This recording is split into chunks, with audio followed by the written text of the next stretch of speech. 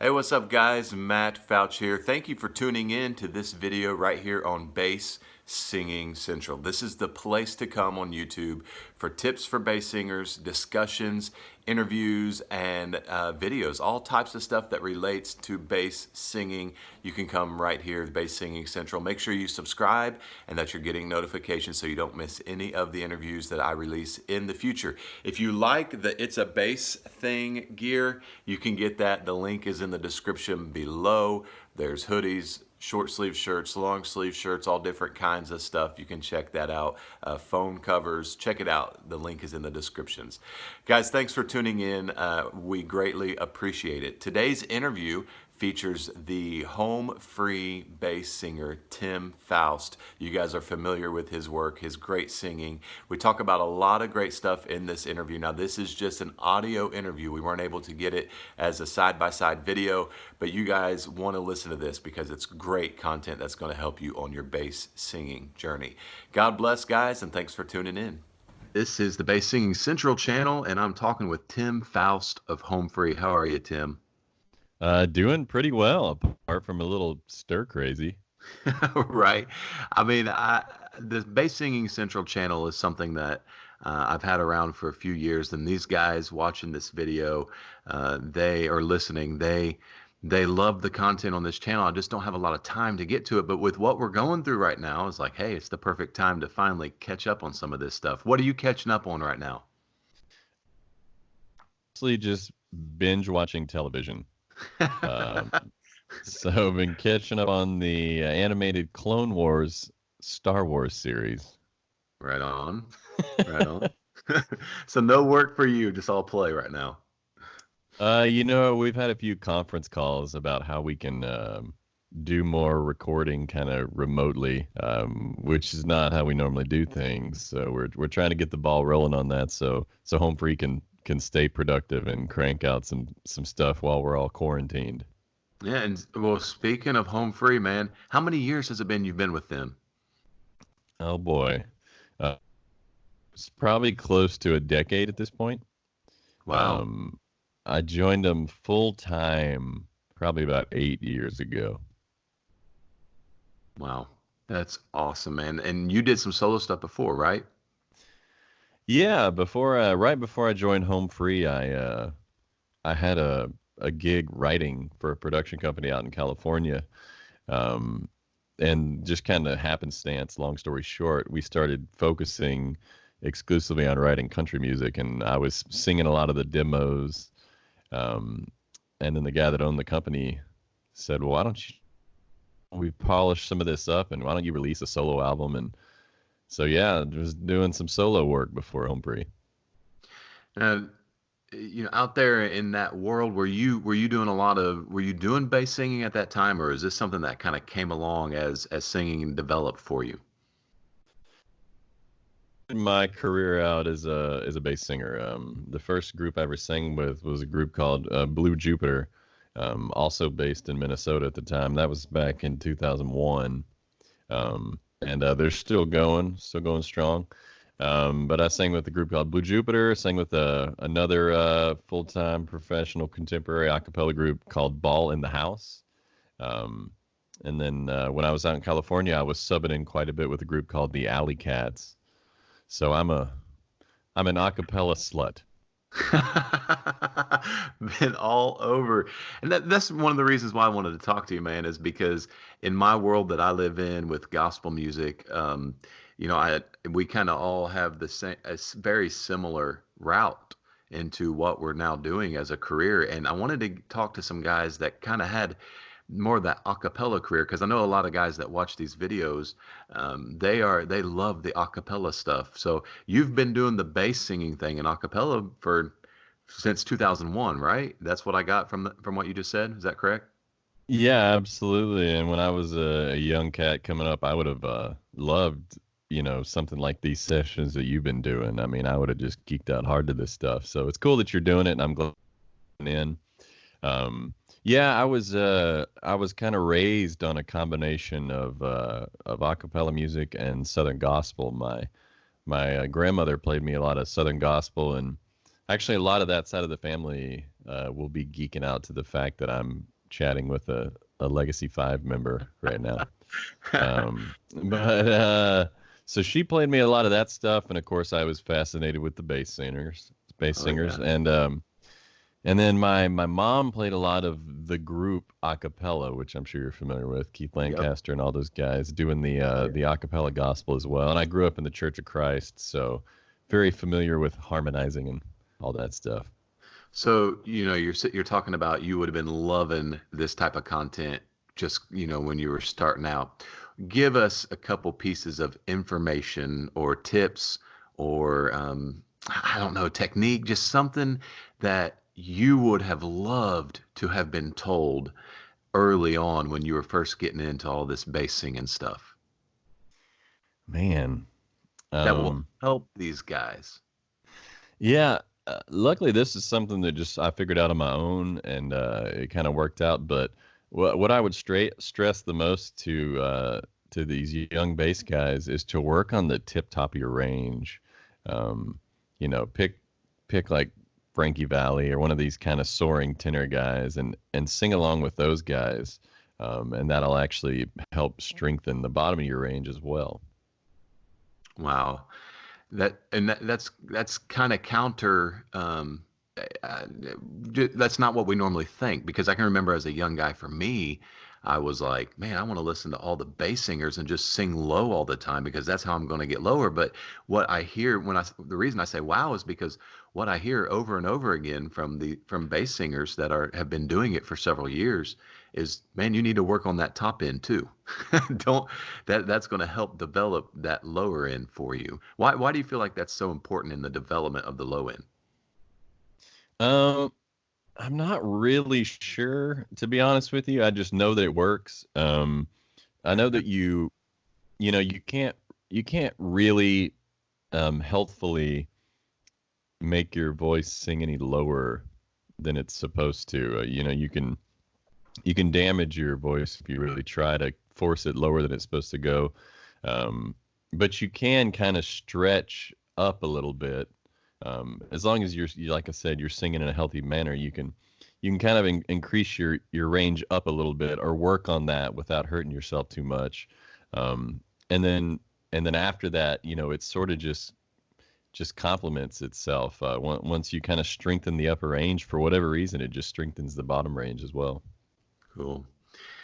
What kind of technique, man? I've heard you hit some low stuff on some of the recordings that you've done. I've watched a lot of your videos. What kind of technique or placement do you use for your low notes? It really depends on the kind of sound I'm going for. For the most part, I'm trying to emulate a bass guitar in what we do. So I tend to sing pretty soft, a lot of breath, and really let the microphone do the work. Um, so it just really depends, and I don't know a lot of the different names for stuff that these days these guys have a lot of names for different techniques and stuff, Right. and I don't really know because I just kind of figured it out as I went. Um, so sometimes it's just lightening up, sometimes it's going real forward with it, sometimes it's like uh, almost a little bit of a fry, sometimes it's um, this sub falsetto thing. I don't know. I got you. So whatever it takes to get the job done is what you're saying, I think. Yeah, I don't think there's any right or wrong way to do it, to be honest with you. I mean, as long Yeah. as you're not damaging your voice. If you can, I think the key is really relaxation for me, which is a little counterintuitive, I think, to a lot of bass singers. You tend to, a lot of people kind of like try to tense up and force out the low notes, especially if you're used to choral singing at all, where you have to project harder than say a tenor to get those bass notes amplified. I think the key when you're able to work with a microphone is actually figuring out how to just relax with it. Yeah. Yeah, so many times we get excited or nervous or any range of emotions, and it ends up hurting what you're capable of doing.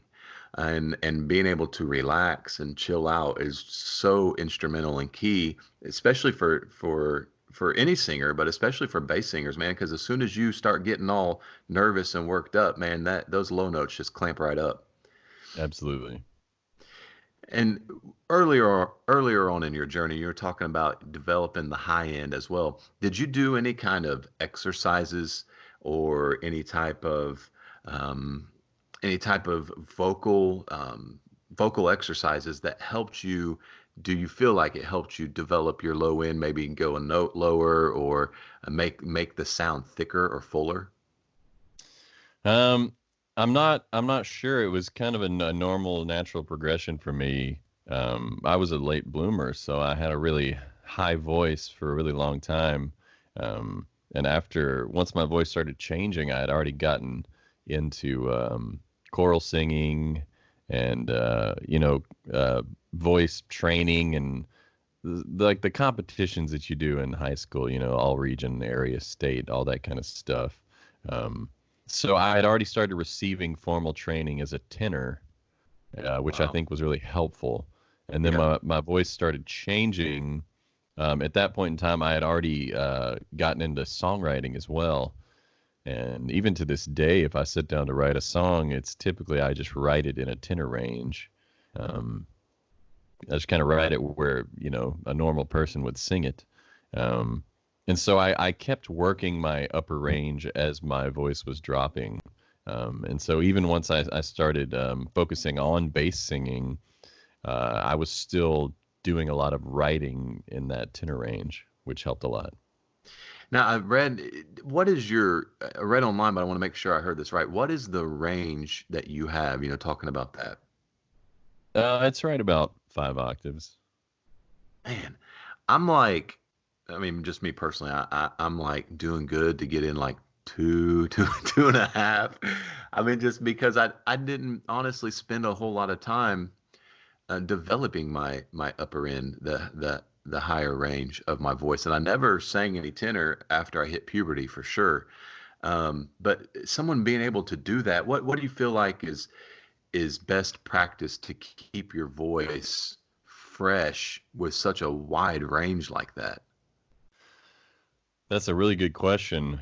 Um, we're fortunate because we have another guy in our group named Adam Chance who, before he was in Home Free, was singing bass full time with a group called Street Corner Symphony, and he's got a huge range as well. And so we trade off a lot. So I just singing a lot of leads sort of forces me to strengthen those other parts of my range as well.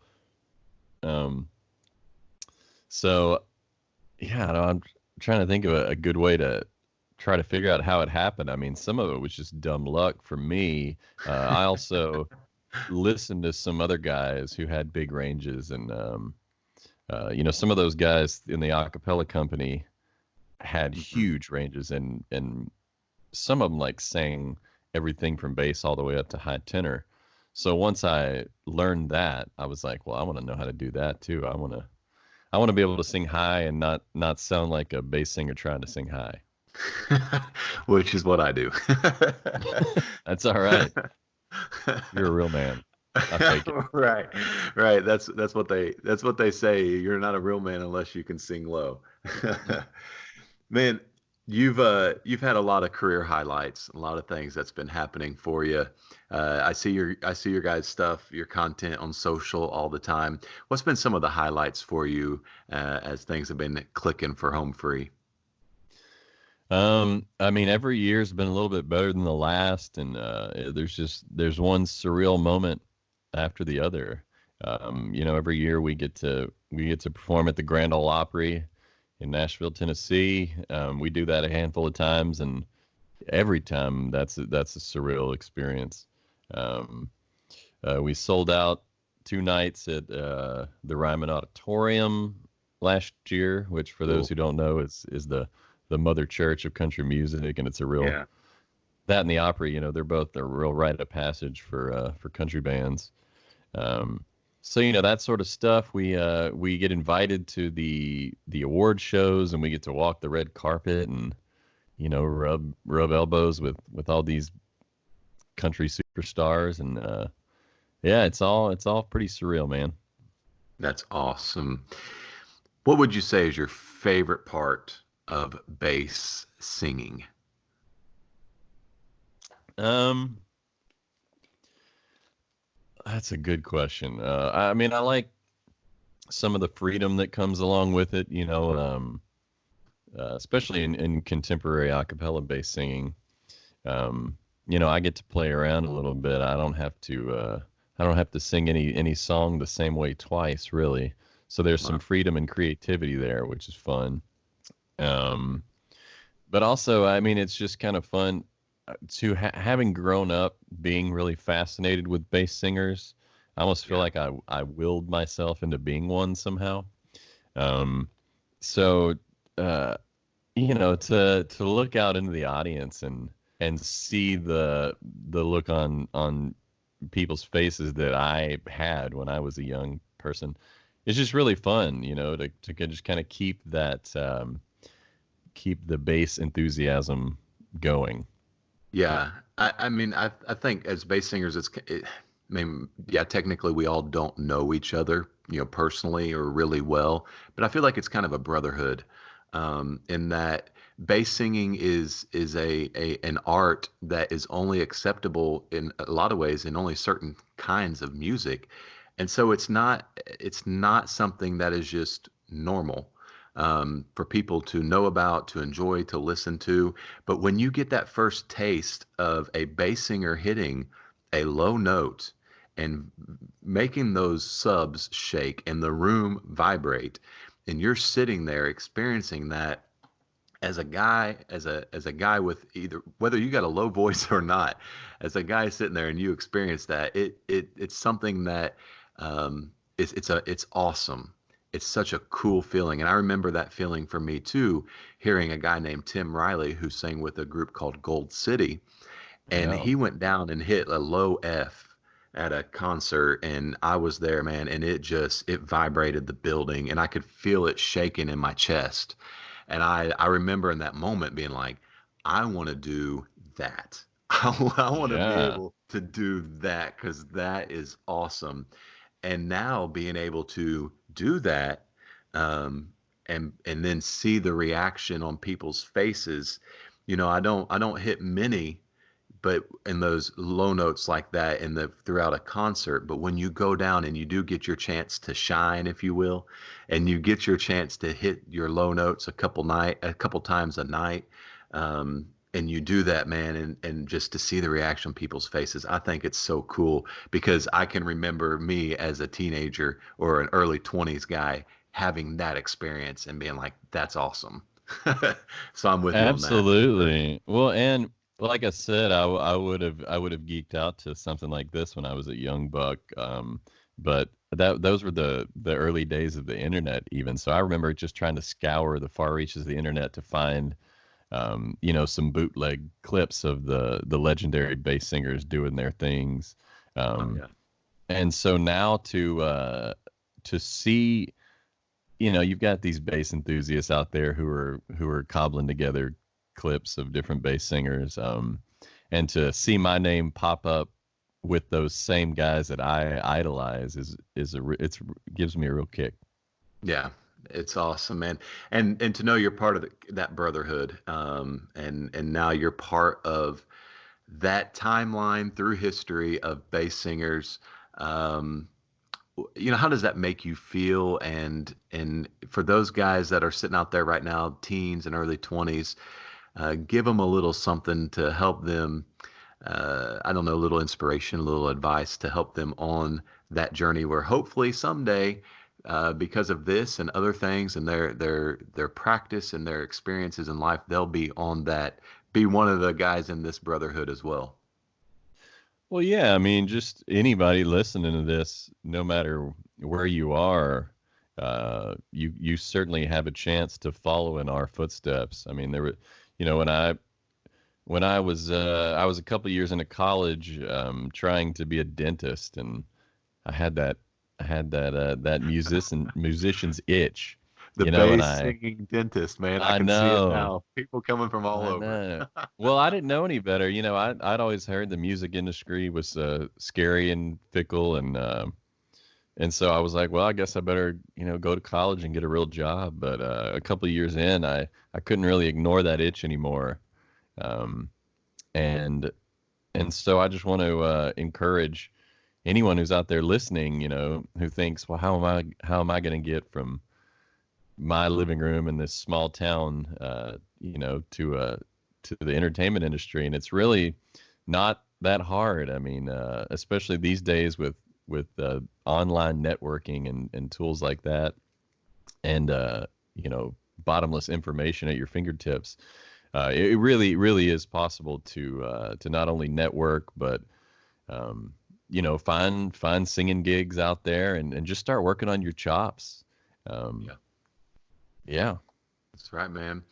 Well, Tim, I appreciate your time, dude. Thank you for joining me for this. And I appreciate the information, the knowledge that you provided for these guys. Hey, where can they catch up with you on all the socials and online?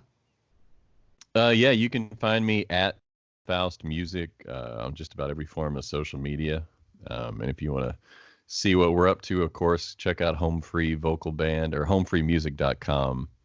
And that has all our information, our tour dates, and all that stuff. Fantastic. Dude, thanks for your time and God bless you. And guys, go check him out. I know you've already seen the videos, you've heard him all over, but go shoot him a message and let him know what this interview has done for you and how it's helped you. And thank him for his time. I know you guys will go out there and let him know. Thanks, Tim. Appreciate it, man. Thanks for having me.